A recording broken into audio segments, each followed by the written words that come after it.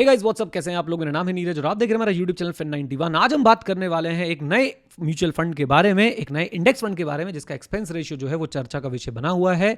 Index fund का नाम क्या है अभी आपको बताते हैं, इंडेक्स फंड किसने लॉन्च किया ये भी आपको बताते हैं, लेकिन उससे पहले आपके मन में जो भी सवाल या सुझाव वो नीचे कमेंट से कमेंट कर जरूर आइएगा। और अगर आप इंडेक्स फंड के बारे में पहली बार मुझसे कुछ सुन रहे हैं तो आप लोगों को मैं एक आई बटन दे रहा हूं, यहाँ पे या यहाँ पे जहां पे भी होगा वहां पे भाई क्लिक करके पूरी पूरी प्लेलिस्ट को बिंज वॉच कर लीजिएगा। उससे आपको काफी मदद मिल जाएगी इंडेक्स फंड को समझने में और इन्वेस्टमेंट करने में।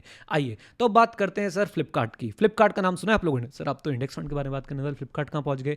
फ्लिपकार्ट वो कंपनी है सर जिसने इंडिया को ई कॉमर्स सिखाया। बिलीव मी, जिसने इंडिया को ई कॉमर्स सिखाया, डिसरप्ट कर दिया आके मार्केट को पूरा का पूरा, और हमें बहुत सस्ती सस्ती जो है वो चीजें दिलवाई, बहुत अच्छी डील्स दिलवाई, और हम लोगों ने उसको पूरा पूरा एक्सप्लॉइट किया। फ्लिपकार्ट के को फाउंडर थे सचिन बंसल। अब सचिन बंसल साहब ने जो है एक नेवी म्यूचुअल फंड के नाम से जो है अपना म्यूचुअल फंड हाउस बनाया है। उसके अंदर आ रहा है सर क्या, एक इंडेक्स फंड।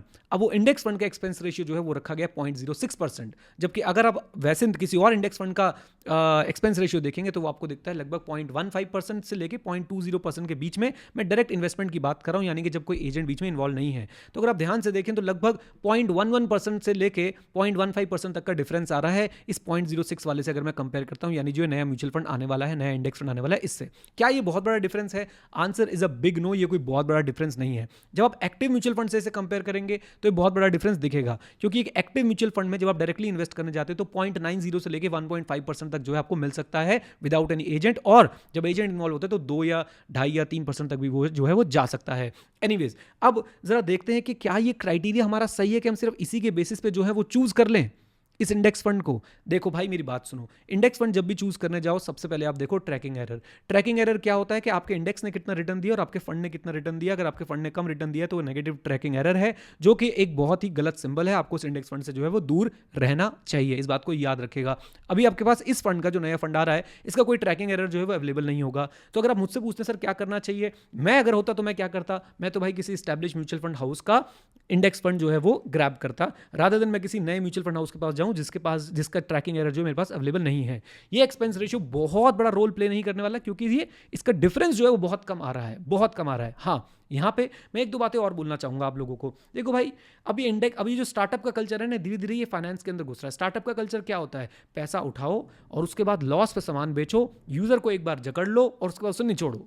राइट, चाहे फिर लॉस में चलते रहो 1 साल 2 साल 10 साल 15 साल, क्योंकि बैकअप पैसे का बहुत ज्यादा है। तब तक यूजर को रिझाते रहो रिझाते रहो रिझाते रहो, फिर वो कंपनी किसी को बेचो, निकल जाओ, और उसके बाद जो है यूजर का जो होगा वो देखा जाएगा। राइट, एक बात आपको यहाँ पे और भी समझनी होगी कि 0.06% का जो आज एक्सपेंस रेशियो रखा गया है, क्या ये एक्सपेंस रेशियो हमेशा कंटिन्यू रहेगा? Sir there is no guarantee at all. Even recently अगर आप लोगों ने कोई म्यूचुअल फंड सब्सक्राइब कर रखे हैं तो आप लोगों के पास जरूर मेल्स आए होंगे कि भैया एक्सपेंस रेशियो जो है वो बढ़ रहा है। मेरे पास तो आए, बहुत ही दुख की बात है ये। बट एनीवेज, आप लोगों को जब भी इंडेक्स फंड चूज करना हो, AUM जरूर देखें, एसेट अंडर मैनेजमेंट ज्यादा होनी चाहिए।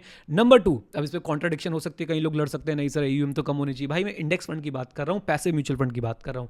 नंबर 2, ट्रैकिंग एरर कम से कम होना चाहिए, एक्सपेंस रेशियो कम से कम होना चाहिए। अब आप बोलोगे सर एक्सपेंस रेशियो आपने तो कम से कम बोला, बेटा 0.06 में और 0.15 के अंदर या 0.18 के अंदर बहुत बड़ा डिफरेंस नहीं है। अगर ये 0.06 होता और वो 0.9 होता तो मैं बोलता बहुत बड़ा डिफरेंस है, और एक्चुअली में ये डिफरेंस जो है लाखों करोड़ों का डिफरेंस पैदा कर देता अगर 0.06 से 0.9 का डिफरेंस में ले रहा होता। लेकिन यहाँ पे 0.06 से 0.15 0.16 0.18 यानी कि 0.10 0.11 का जो है वो डिफरेंस आ रहा है, जो मुझे बहुत बड़ा डिफरेंस नहीं लगता है। आप ट्रैकिंग एरर जिसका कम हो, जिसका आप ट्रैकिंग एरर देख पा रहे हैं बहुत ईयर्स का, आप उस इंडेक्स फंड में इन्वेस्ट करेंगे तो मैं ज्यादा खुश रहूंगा। मतलब मैं पर्सनली ऐसा खुद करता। ये मेरी तरफ से कोई इन्वेस्टमेंट सजेशन या इन्वेस्टमेंट एडवाइस नहीं है, ये जस्ट एक मेरा ओपिनियन है, क्योंकि आप लोगों में से कईयों ने मुझे मेरी इंडेक्स फंड की बहुत सारी वीडियोस देखी हैं और इंडेक्स फंड में इन्वेस्ट भी किया है। तो आप लोगों को पता होना चाहिए, आपके मन में सवाल आ रहा होगा कि सर हम इस वाले म्यूचुअल फंड के साथ जाएं या ना जाएं। राइट, तो ये बात अपने दिमाग में रखिए जब भी आप इंडेक्स फंड चूज करने जाते हैं। AUM देखिए, ट्रैकिंग एरर देखिए, एक्सपेंस रेशियो देखिए। बट एक्सपेंस रेशियो में जब तक 0.5 0.6 का डिफरेंस ना आ रहा हो, 0.5 0.6 का डिफरेंस ना आ रहा हो, तब तक आप एक ऐसे म्यूचुअल फंड के साथ जुड़िए जिसका ट्रैकिंग एरर जो है वो कम से कम हो। राइट, और मैं हमेशा अपने सारे कोर्सेज में, अभी हमने म्यूचुअल फंड क्लब बनाया नया, जिसमें हम यही सारी बातें जो है बहुत डिटेल में बताते हैं कि भाई कैसे आपने जो है फंड्स चूज करने हैं, कैसे आपने फैक्ट शीट पढ़नी है, A to Z आपको सब कुछ सिखाते हैं। वहां पे भी मैं यही बात कर रहा था अभी, और तुरंत जो है न्यूज़ आई तो मैंने सोचा आप लोगों के लिए जो है वीडियो भी बना देता हूं ताकि आप लोगों को भी इसका ज्ञान मिल जाए। राइट, एक बात मैं और बोलना चाहूंगा, कई बार आप लोग मुझसे पूछते हैं सर ऐप्स के थ्रू इन्वेस्ट करें या डायरेक्ट AMC के थ्रू। इस पे आपका क्या ओपिनियन है मैं जानना चाहूंगा, कमेंट बॉक्स में कमेंट करके बताइएगा। आप ऐप्स के थ्रू इन्वेस्ट करते हैं या फिर आप लोग जो है एएमसी के थ्रू इन्वेस्ट करते हैं, डायरेक्टली एएमसी पे जाके, एएमसी की वेबसाइट पे जाके।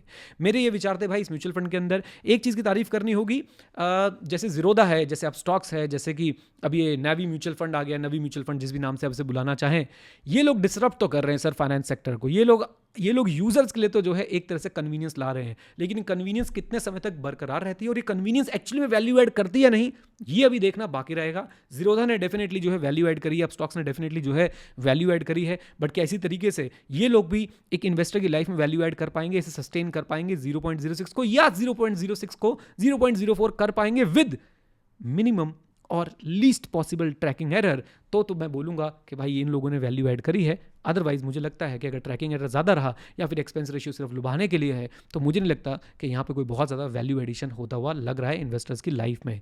डिसरप्शन किसी भी सेक्टर में जब आता है तो वो स्टार्टअप्स ही लाते हैं। डिसरप्शन किसी भी सेक्टर में जब आता है तो वो इतना कम कॉस्ट पे आता है कि भाई यूजर्स को जो है बहुत कुछ कमाने को, बहुत कुछ जो है सीखने को मिलता है, बट वो disruption should not be at the cost of your core capital, should not be at the cost of your core wealth. उम्मीद करता हूँ ये मैसेज आपके पास लाउड एंड क्लियर पहुंचा है। आपके जो भी विचार हो प्लीज़ कमेंट में कमेंट करके जरूर बताइएगा। मुझे आप लोगों से यही सारी बातें करनी थी। इस वीडियो को देखने के लिए बहुत बहुत धन्यवाद। अगर आप यहाँ तक पहुंच गए हैं तो वीडियो को जरूर लाइक करें, चैनल को अभी तक सब्सक्राइब नहीं किया तो सब्सक्राइब करें और साथ में हमारे जुड़े रहें। राइट, इंडेक्स फंड में इन्वेस्ट जरूर करें प्रॉपर रिसर्च के बाद अपने रिस्क पे। Mutual funds are subject to market risk, please read the offer document carefully before investing. Okay, चलिए जी। Okay guys, thank you very much, stay connected, stay hit, Jai Hind. और हाँ मित्रों, सीखते रहें क्योंकि सीखना बंद तो जीतना बंद। Bye bye and take care, God bless you all.